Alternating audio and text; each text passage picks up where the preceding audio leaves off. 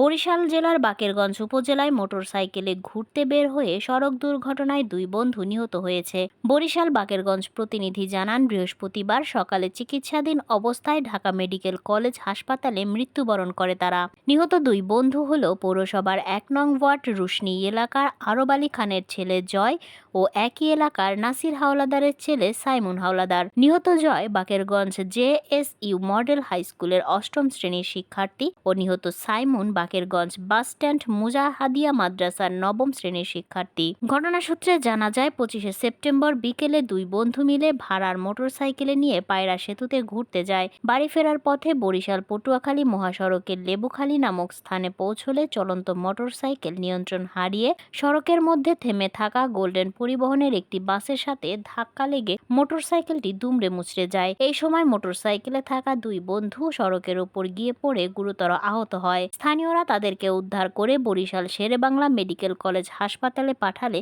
প্রাথমিক চিকিৎসা শেষে আশঙ্কাজনক অবস্থায় তাদেরকে উন্নত চিকিৎসার জন্য ঢাকায় পাঠানো হয়। ঢাকায় চিকিৎসাধীন অবস্থায় আহত দুইজনই মৃত্যুবরণ করে।